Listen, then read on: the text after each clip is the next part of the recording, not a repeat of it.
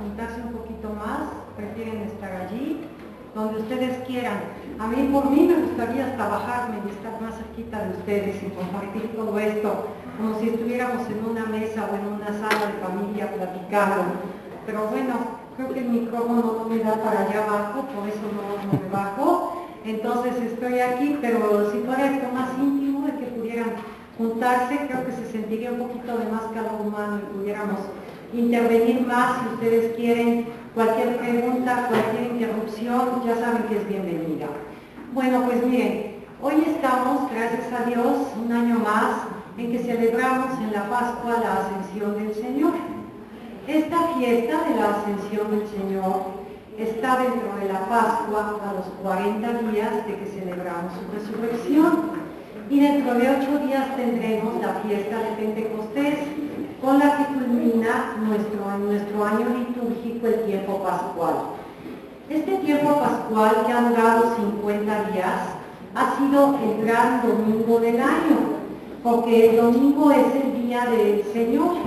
Y en este tiempo pascual hemos celebrado a través de estos 50 días que el Señor murió pero resucitó. Y al resucitar nos demostró que es Dios que se hizo hombre y que vino a redimirnos del pecado y que se nos adelanta para tener para nosotros un lugar, como le dice en el Evangelio de San Juan a Felipe: es bueno que yo me vaya y voy a preparar muchas moradas. Allí en el capítulo 14 de San Juan nos tiene preparadas el Señor muchas moradas que Él mismo con su sangre ha comprado para nosotros y que está preparándonos y nos tiene en el cielo. Podríamos preguntarnos hoy en específico en esta fiesta de la Ascensión.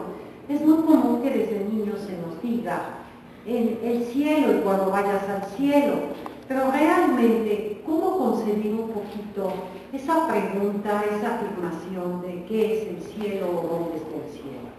Miren, los teólogos, en los estudiosos nos dicen, fíjense qué fácil, parece un juego de palabras. El cielo es donde está Dios y Dios está en el cielo. ¿Qué quiere decir esto? Que el cielo es el estado en el que nosotros podemos entender que Dios vive y está, en donde hay toda la paz, la justicia, la misericordia, la tranquilidad, la bondad, todo aquello que como hombres anhelamos vivir. Cuando se nos hablan con imágenes del paraíso, pensamos en el paraíso hay de todo y no se necesita más. Cuando hablamos de cielo, es todavía más que paraíso. Cuando hablamos de cielo, es donde no se necesita más, porque el que está es Dios. Y a partir de Dios, todo tenemos y nada nos falta. Entonces, cuando hoy vamos a ver en el Evangelio, que hoy nos ocupa esta fiesta de la Ascensión, que tenemos en la liturgia, en la primera lectura en el libro de Hechos, que dicen, no se queden ahí, les dicen los ángeles a los apóstoles, mirando al cielo, no se queden ahí mirando al cielo. Y después en el Evangelio, cuando escuchamos que Jesús les dice a los apóstoles, vayan y prediquen y bauticen en el nombre del Padre, del Hijo y del Espíritu Santo, tenemos que unir estas dos ideas. En primer lugar, a Jesús lo ven los apóstoles en su vida al cielo y aparentemente sería una separación, porque se va Jesús, pero fíjense que la riqueza que encierra el Evangelio, que tenemos que entenderlo, como dice su Santidad Benedicto XVI, el Evangelio es el manual del arte de vivir en Dios. Nosotros tenemos que entender que cuando Jesús se dice que ascendió por las nubes para irse al cielo, no nos deja, porque Él ha afirmado, yo estaré con ustedes hasta el último día. Entonces, ¿cómo unir estas dos ideas? San Agustín nos une estas dos ideas con este ejemplo. Fíjense, cuando nosotros asistimos a misa, el sacerdote, por el poder que le da el invocar al Espíritu Santo, la hostia, el pan, se convierte ¿en qué? En el cuerpo y la sangre de Cristo. Y entonces cuando Él dice, tomad y comed, este es mi cuerpo, Jesús está en la hostia presente en alma, cuerpo y divinidad. ¿Entendido? Bueno, cuando yo comulgo, cuando comulgamos, ¿qué pasa con la hostia? Yo tomo la hostia y desaparece dentro de mí. Ya no la estoy viendo. ¿Quiere decir eso que Jesús ya no está presente? No. Jesús ahora está no fuera de mí, sino dentro de mí. Cuando el sacerdote alza la hostia, Jesús me lo está enseñando. Cuando yo tomo la hostia, ya no la veo, pero entonces la presencia de Dios está en mí. Cuando Jesús sube al cielo en la ascensión, ya no lo ven los apóstoles en la presencia física de tocar sus llagas como Tomás, o de partir el pescado o el pan, o de caminar con los caminantes de Maús. Ya no lo ven de esa manera. Pero ahora Jesús se queda para ellos y para todos nosotros que somos los que creemos por lo que ellos nos han anunciado, se queda Jesús presente en su palabra y en la Eucaristía. Entonces, ¿está Jesús presente o no en su iglesia? Sí. Sí está presente. ¿Está Jesús en el cielo sentado a la derecha del Padre? Sí. Sí. Y es el primer hombre sentado a la derecha del Padre, porque Él es hombre y es Dios. Y ahí, como hombre y como Dios, nos dice, me voy a ir a preparar muchas moradas. ¿A dónde? Nos está esperando. Entonces, esta fiesta de la Ascensión no es una despedida, sino es una permanencia y una amplitud para nosotros los hombres de unión y permanencia con Jesús. Porque no solamente ya lo veían aquí en la tierra los apóstoles, ya no lo veían aquí en la tierra los discípulos y las mujeres que lo seguían, porque en el libro de Hechos de los Apóstoles se nos habla de todos aquellos discursos en que Pedro está hablando de Jesús y dice que está vivo y presente. Sí, porque aunque haya subido al cielo en la ascensión, Él no se separa y desaparece, sino que Él permanece y está hasta el fin de los tiempos. Y está hasta el fin de los tiempos en la iglesia, nada más que de una manera todavía más plena, porque ha vuelto al cielo aquel que vino del cielo y se ha quedado en la tierra aquel que se hizo hombre y tomó nuestra humanidad. ¿Ven las dos partes que tenemos que completar, que comprender de la grandeza de esta fiesta? Dios se hizo hombre y vino el Verbo y se encarnó y se hizo hombre y estuvo en el mundo. Fue muerto y resucitado. Y Dios, como Verbo, como hombre, regresa al cielo, pero no nos deja. Está en el cielo y se queda. Cosa que antes de venir al mundo, Dios no estaba en esa presencia con nosotros. Entonces, esta fiesta de la Ascensión es un camino para la que tenemos dentro de 8 días de la culminación de la Pascua, que es la fiesta que le llamamos de Pentecostés. Esta fiesta de Pentecostés, que es la venida del Espíritu Santo, es la culminación trinitaria de lo que viene a ser toda esta presentación de la obra de redención que Dios tiene para nosotros. Jesús dijo en el Evangelio, es bueno que yo me vaya para que venga sobre ustedes el Paráclito. ¿Y qué quiere decir la palabra Paráclito? Defensor, abogado, consolador, el amigo más fiel, acompañante. Ahora yo les voy a decir en el plan humano, cuando nosotros queremos hacer algo y no estamos decididos a qué escoger en la vida, cuando tenemos una pena y un dolor, cuando tenemos una gran alegría, cuando tenemos muchas circunstancias humanas que necesitamos de alguien más, ¿a quiénes buscamos primero? ¿A quiénes buscamos primero? A los que queremos, a nuestros familiares y al amigo más fiel, ¿no es cierto? Bueno, pues el Espíritu Santo es aquel familiar de Cristo en la Trinidad, es aquella familia trinitaria, el Padre, el Hijo y el Espíritu Santo, que Cristo nos regala después de su muerte y resurrección, para que se quede con nosotros, para aconsejarnos, guiarnos, defendernos, consolarnos, acompañarnos, hacernos sentir el amor de Dios por nosotros. Y entonces en la plenitud del Espíritu Santo, que llamamos el Pentecostés, los apóstoles es cuando dan su verdadero cambio. Antes de que el Espíritu Santo viniera a ellos, veamos su personalidad. Pedro en la noche de la pasión lo niega 3 veces. Los demás no lo acompañan más que Juan. En la agonía de Getsemaní les dice velad y orad y se quedan dormidos. Porque aunque habían visto al Maestro, todavía no estaban llenos de valentía, llenos de seguridad, llenos de confianza. Y cuando el Espíritu Santo viene, les da toda esa valentía, esa confianza, esa seguridad, ese acompañamiento. Entonces, ¿qué es lo que tenemos en Pentecostés? Pues el poder decir que el Padre ha mandado a su Hijo y el Hijo permanece con nosotros a través del Espíritu Santo, que lo hace presente en la iglesia, en cada Eucaristía. Y entonces la Eucaristía hace a la iglesia. ¿Y quién hace presente la Eucaristía? La iglesia. Y entonces cuando nosotros pronunciamos el credo, decimos creo en Dios Padre, creo en Dios Hijo, creo en el Espíritu Santo. Pero fíjense, creo en Dios Padre y luego el Hijo, que procede del Padre. Y luego el Espíritu Santo, que procede del Padre y del Hijo. Y después del Espíritu Santo decimos creemos en la iglesia. Y la iglesia nos hace presente al Hijo, que nos lleva al Padre a través del Espíritu Santo.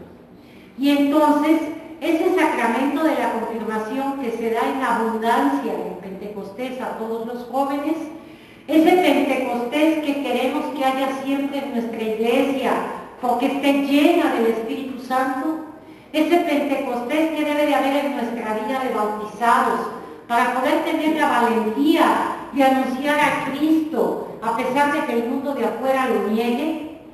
¿Qué creen ustedes que hay ahora en el mundo de afuera? ¿Ateísmo? ¿Creen que hay ateísmo? ¿Que es vivir sin Dios? ¿Qué piensan ustedes que sea el problema de afuera? La mala orientación, la ignorancia. Miren, el problema que tenemos actualmente, el ateísmo es vivir sin Dios. Pero la problemática que tenemos unida a eso, ¿saben cuál es ahora? La idolatría. Que el hombre estamos llenos de falsos dioses. El Dios del dinero. Hacer todo para tener dinero, todo. Aunque lleguen hombres por ello, ya saben a todos los crímenes que no vamos a nombrar. Que llegue el hombre por tener poder a recurrir a todos los crímenes y artimañas para llegar al poder. Que llegue el hombre por poseer y tener diferentes bienes o circunstancias a olvidar que tiene hermanos y a seguir en la vida únicamente buscándose a sí mismo. ¿Y saben todo eso cómo se llama? Idolatría. Y en vez de tener a Dios a quien amamos, buscamos y servimos, tenemos como Dios al dinero, al poder, a las circunstancias, a los respetos sociales, al cómo quedar bien. ¿Están de acuerdo conmigo o no están de acuerdo? Sí. Entonces, ¿ustedes creen que esto es lo que el Espíritu Santo quiere sembrar en nuestros corazones? No. Pues miren, hoy que es la fiesta de la Ascensión, es también mundialmente la fiesta de la comunicación social en la iglesia. ¿Y por qué escogieron este día? Porque Jesús cuando sube al cielo dice, vayan y anuncien el Evangelio a todos los hombres y bauticen en el nombre del Padre, del Hijo y del Espíritu Santo. Entonces, ¿qué nos está invitando nuestro bautismo a hacer? ¿Qué nos está invitando? A anunciar a Jesucristo. Y hoy, con la fiesta de la Ascensión, se nos recuerda el compromiso que tenemos de anunciar a Jesucristo. Si van a la televisión, a la radio, a la prensa o en el internet puede hacerlo, qué bueno. Pero si no podemos estar en esos medios, ¿saben en cuál medio sí estamos y podemos? En nuestra casa, en nuestra comunidad, en nuestra escuela, en nuestro trabajo, con nuestras amistades. Y ahí tenemos la obligación y el derecho de anunciar el Evangelio. Y les digo el Evangelio, como lo está definiendo ahora su santidad Benedicto XVI. En el Evangelio encontramos la forma y el arte de vivir. Porque ahí están los valores que para nosotros como cristianos llamamos virtudes. Ahí está el camino que no tiene pierde. Y ahí está la presencia viva de Jesucristo para nosotros. Entonces, esta festividad de la Ascensión, dentro del misterio pascual de Jesucristo, lo tenemos en el camino hacia Pentecostés para culminar la Pascua con la fiesta de Pentecostés. El domingo siguiente a Pentecostés ya no es del tiempo pascual, ya entra el tiempo final. Y es una festividad muy bonita que se llama la Santísima Trinidad y que está dedicada a la liturgia, a hacernos ver y presente en nuestra mente cómo el Padre, el Hijo y el Espíritu Santo, unidos que no pueden dividirse, pero en las tres personas y siendo uno, es toda esta obra de amor y salvación para cada uno de nosotros. ¿Tienen alguna pregunta en cuanto a la presentación de esta fiesta que culmina el tiempo pascual dentro de 8 días? Para que empiece yo con el tema que hoy les traigo. ¿No tienen ninguna pregunta de esto? Bueno, miren, si alguno trae su Biblia, quiero compartir con ustedes unas ideas sobre la carta a los filipenses. La carta a los filipenses es una carta de las 13 que están en el Nuevo Testamento del apóstol Pablo. El apóstol Pablo tiene unas cartas que se llaman de la cautividad, que quiere decir que las escribió cuando él estaba preso. Las van a encontrar en su Biblia dentro del Nuevo Testamento, o sea que ya casi para acabar la Biblia, para los que la están buscando. Es una carta chiquita, pero riquísima, en la que, fíjense bien, las circunstancias humanas y lo que nos refleja la luz. Las circunstancias humanas es que Pablo está preso en la cárcel. ¿Cómo creen ustedes que se puede sentir un hombre que es prisionero? Para nosotros sería decir que está en una condición psicológica y humana no favorable, ¿verdad? Sin embargo, esta es la carta de la alegría. ¿Conciben ustedes una cosa y otra? Solamente por Jesucristo. Pablo en la carta a los filipenses nos va a hablar de sus sentimientos de alegría. Y la alegría que tiene Pablo es la alegría que debemos de ir sintiendo cada uno de nosotros a través de leer la carta y de descifrar el contenido que tiene. Él tiene cadenas, pero esas cadenas no le impiden tener la libertad de espíritu que le permite poder ser libre para amar, hablar y servir a Jesucristo. A él lo quieren callar dentro de una celda, y en vez de callarlo dentro de una celda, el testimonio que Pablo da allí hace crecer aún más a la comunidad cristiana. Aparentemente Pablo, enfermo, aparentemente imposibilitado de llevar el Evangelio, escribe una carta que tiene en el capítulo 2 una de las páginas de oro de la Sagrada Escritura que conocemos como el himno terminótico, el himno del abajamiento de Jesús. Cuando en la liturgia de las horas la rezamos en vísperas, bueno, es un texto valiosísimo que vamos a compartir cuando lleguemos ahorita al capítulo 2. ¿Y dónde lo escribe Pablo? En una celda de 4 paredes más y entre una y otra. Y la alegría de su alma estaba así, y su cerebro estaba encadenado. Vean, esto obra de quién es, del Espíritu Santo, que hace presente y vivo en Pablo a Jesucristo a pesar de esas condiciones. En mi condición humana muchas veces pongo pretextos. No, pues si yo fuera, si yo tuviera, si yo haría todo eso, bueno, no de Pablo, ¿verdad? Pero haría muchísimas cosas. Pero ¿sabes qué? Es que no te has dado cuenta que no hay circunstancia, si tú tienes a Jesucristo dentro por el Espíritu Santo, que no te permita llevarlo a donde estés.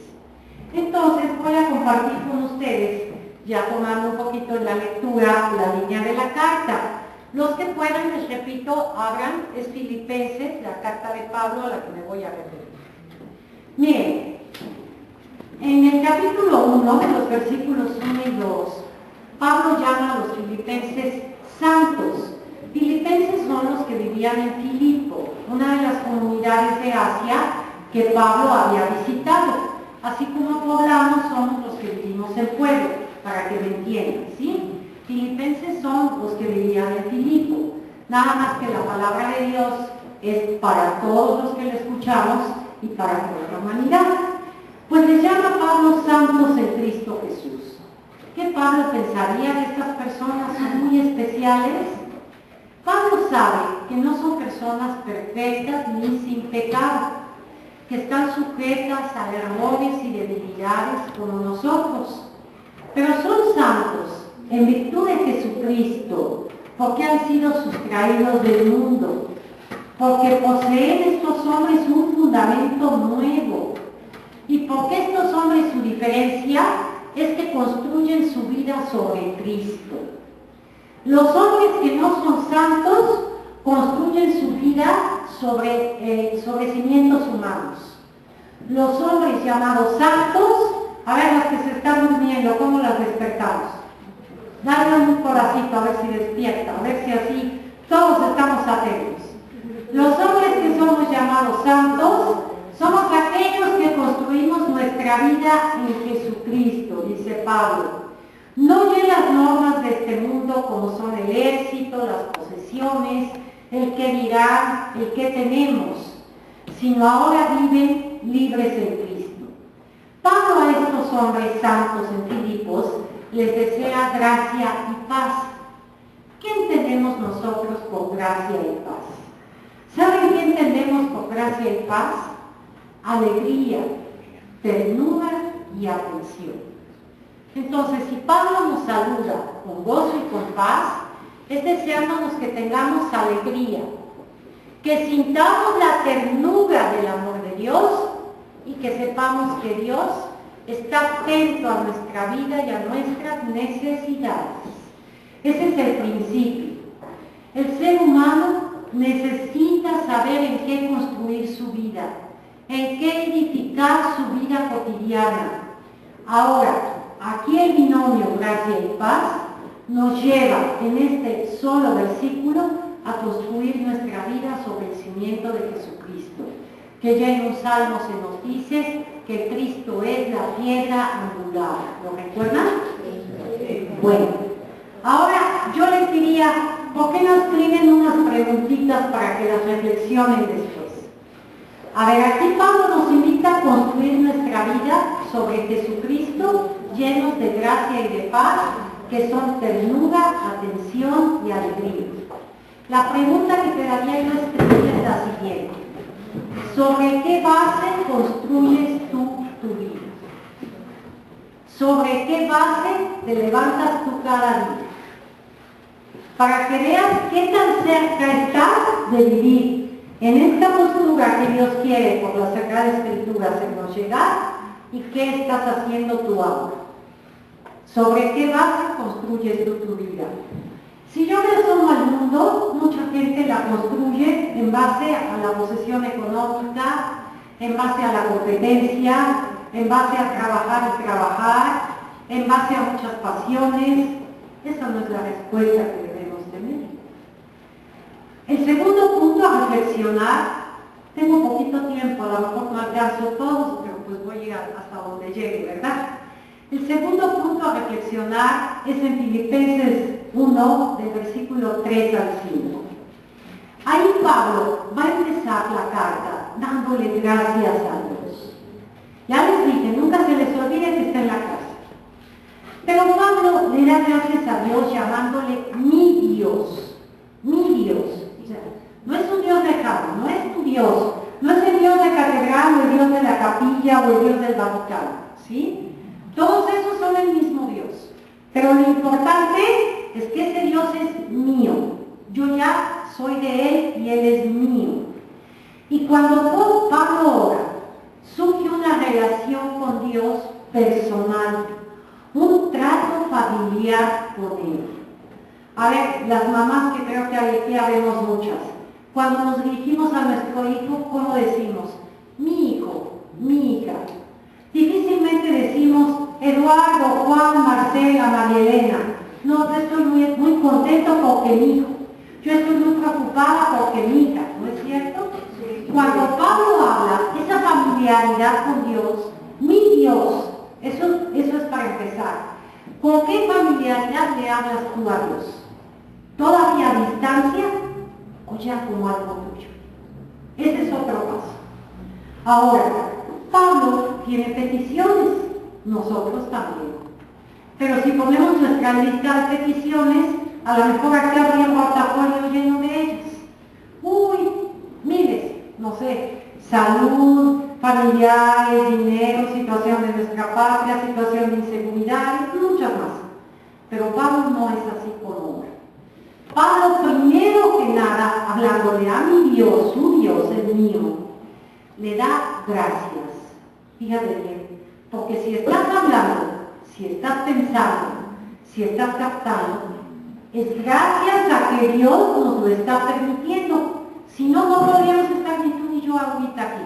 ¿Por qué? 1000 casos. Entonces, Pablo primero nos dice que antes de pedir da gracias, y esta debe ser la norma de toda oración. Al rezar, la primera mirada ha de dirigirse a aquello por lo que podemos dar gracias a Dios. Fíjense este punto que es importante. Ahora, cuando vas a rezar, también en tu oración están las demás personas. En este caso puede ser mi esposo, mis hijos, mi obispo, mi familia, mi amigo, mi enfermo. ¿Van de acuerdo? Sí. Pero fíjense qué bonita relación va a sugerida aquí por Pablo, mandada por Dios. Dice, en caso de rezar por otra persona, la acción de gracias me abre una visión nueva sobre el otro, en quien veo lo que Dios me ha regalado a través de él. A través de esa persona por la que yo estoy rezando, he recibido sus capacidades, su amor, su lealtad, su compañía, sus necesidades. Y al rezar por esa persona, me doy cuenta de aquello que tengo en el otro, haciéndome ver lo que Dios me ama regalándomelo en él. Voy a poner aquí un ejemplo explícito. Cuando yo rezo todos los días por mi esposo, le estoy dando gracias a Dios porque en él Dios me ha regalado en su persona todos esos dones que él ha querido para mí. Dios ha querido que yo tenga esos dones. Cuando yo rezo por mis hijos, él me los dio a mí en medio de millones de hombres y mujeres que podrían haber sido los padres de esos hijos. Y esos dones de mis hijos, de lealtad, de valor, de aprendizaje, de honestidad, de verdad, de justicia, son dones que Dios les ha regalado a ellos para que los compartan y los vivan conmigo. Cuando yo rezo por mis amigos, estoy rezando, alegrándome y dando gracias a Dios por el don de la amistad que Dios me ha regalado. Jesús les dijo a sus apóstoles en un momento cumbre, ya no los llamo como siervos, los llamo amigos. Entonces la amistad es un regalo y yo también con los dones del amigo me enriquezco. Entonces yo estoy orando dando gracias. Yo estoy orando recordando a las personas que amo y dándole gracias a Dios por los dones que a través de esas personas me ha regalado y también por las necesidades que esas personas tienen. Por el amigo que no tiene trabajo, por la abuelita que está enferma, por el hijo que está necesitado de orientación. Todo eso se lo presento a Dios, pero no es una lista de teléfono descompuesto, de dame para la renta, dale la medicina, dale... No, ya me entienden las dimensiones. El agradecimiento, el reconocimiento, la dimensión de Dios presente. Esto es una escuela de alegría, pero también es una escuela de oración, filipenses. Entonces, en este segundo elemento de la oración entra la alegría, era la acción de gracias. el reconocimiento de las personas. Ahora me entra la alegría. Pablo encarcelado se llena de alegría al pensar en los hermanos que tiene que le aman. Él está sufriendo, pero sabe que afuera hay muchos que están hablando del Evangelio porque él ha pasado por esas comunidades. Y entonces se alegra de lo que ellos están viviendo. Y este es un aspecto muy importante de la oración. Si nosotros descubriéramos qué es la oración, créanme que no habría un día de nuestra vida que no rezáramos. En la oración, fíjense, percibo en la oración mi relación con el otro. Rezar por el otro, por los otros, mejora mi estado de ánimo. La oración es una norma de contacto con el otro. Les voy a poner, no me gusta hacer ejemplos personales, pero les voy a poner un ejemplo. Tengo 3 hijos y uno hace 10 años no vivía aquí. Pues cuando yo oro por él, siento un contacto cercano con él. Cuando yo voy a la Eucaristía y le pido al Señor que lo llene de su gracia, de su paz, de su alegría, yo lo siento junto a mí. Y en cambio, hay otros momentos en que lo siento lejano. Mis momentos cercanos a Él es cuando oigo su voz y cuando estoy en la oración con Dios hablando de Él.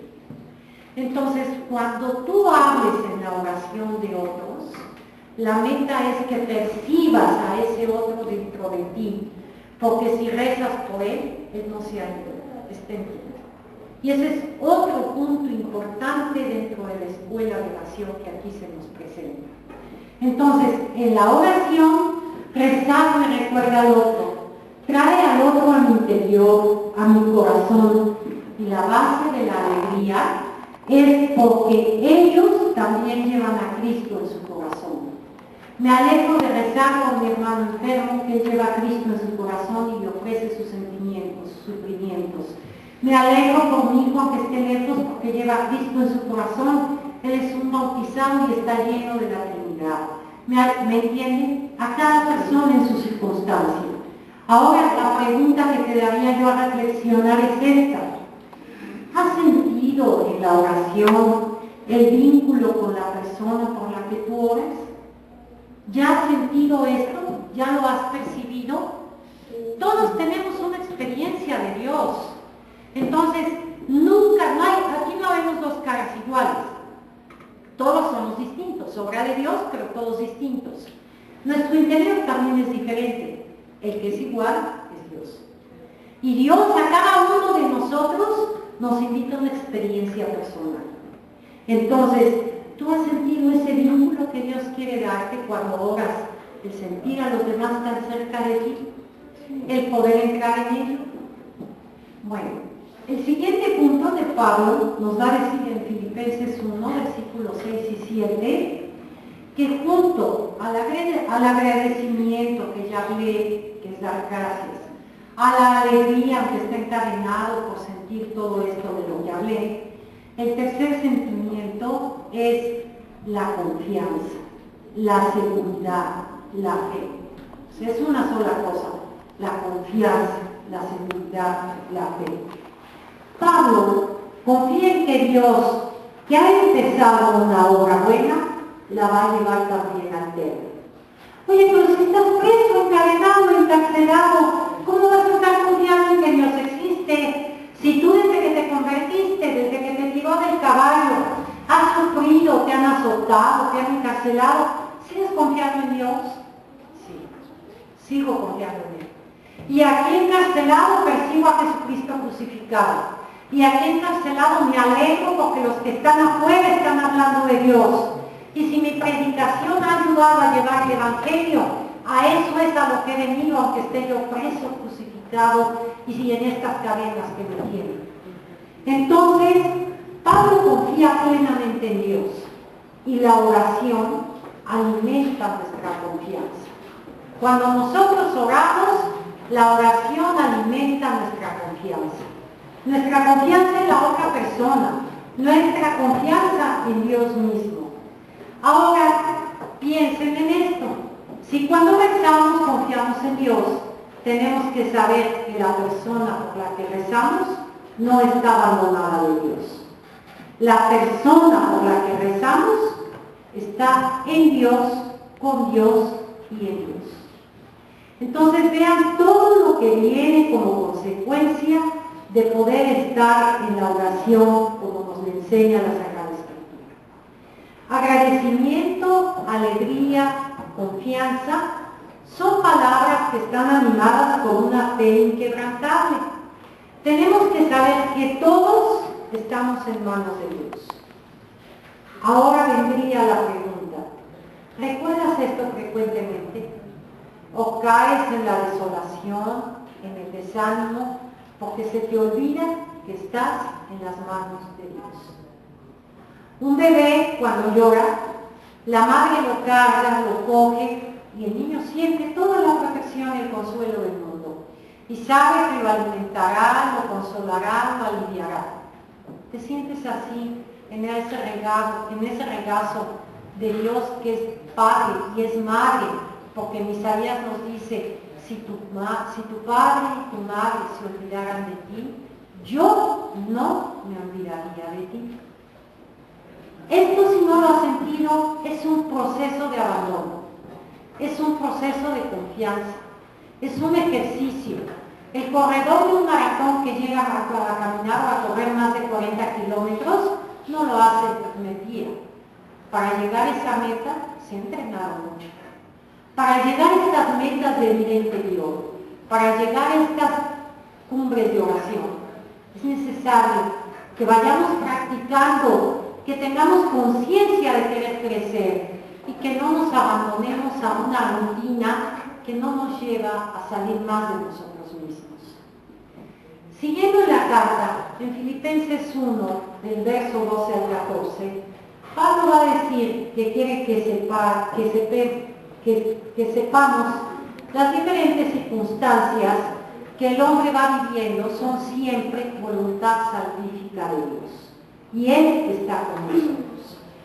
Pablo está convencido de que Dios aprovecha todo para hacer su voluntad salvífica.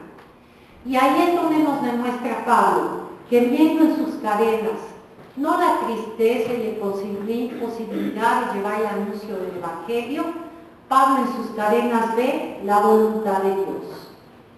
Nosotros a veces no vemos las cosas así y acusamos a Dios de impedirnos hacer lo que debemos de hacer.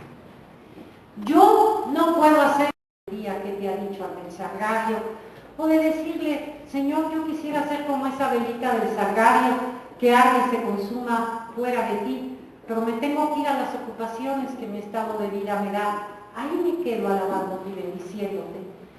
Por ejemplo, eso, hay alguien que no puede hacerlo porque diga, no tengo dinero, no tengo preparación, no, gracias a Dios podemos tener nuestros sagrarios cerca de hacerlo y hacerse presente ese momento con el Señor. El alimentarnos de Dios va cambiando nuestra vida. Les voy a contar una pequeña fábula para poder expresar esto. Esto que les voy a contar ahorita no está en la carta a los Filipenses, es para externar estas ideas a través de un ejemplo. ¿Quedamos de acuerdo? Se dice que había en el campo un hombre grande, un abuelo, que todos los días tenía en sus manos la Biblia. Y su nieto iba creciendo viendo ese libro maravilloso de su abuelo. Y llega un día que va a cumplir 12 años y le dice el abuelo, hijo, ¿qué quieres que te regale? Y le dice, abuelo, yo quiero un libro como el tuyo. Y le dice, sí, lo tendrás. Va y le compra el abuelo la Biblia con un gran esfuerzo y se la da. Le da la Biblia al niño y el niño ansioso quiere devorar las páginas. Y dice, pero ¿qué entiende mi abuelo en esto? Son muchos nombres, muchas cosas, yo no entiendo esto. Oye, abuelo, esto yo no lo entiendo. ¿Qué es lo que tú tantas veces en mi vida veo que ves? Mira, hijo, vamos a hacer este ejercicio para que entiendas. Ve y trae el cesto del carbón y te lo vas a llevar al río, que estaba cerca, y me lo vas a traer lleno de agua. El niño lleva el cesto del carbón corriendo al río y obviamente se vacía de agua al llegar ante el abuelo. Abuelo, se cayó el agua, no lo hiciste bien, tienes que ir más rápidamente. Ve y llénalo de agua. El niño hace el mismo ejercicio corriendo y el cesto llega vacío. No lo has hecho bien, lo vas a hacer por tercera vez. El niño todavía corriendo, vaya angustiado porque el abuelo viera que lo está obedeciendo, y llega con el cesto y no tiene agua. Y le dice, abuelo, lo que tú me dices es imposible. No, hijo, al contrario, lo que yo te dije ya se logró. ¿Cómo estaba el cesto la primera vez que lo llevaste? Negro. ¿Cómo está el cesto la tercera vez que me lo traes? Limpio. La vida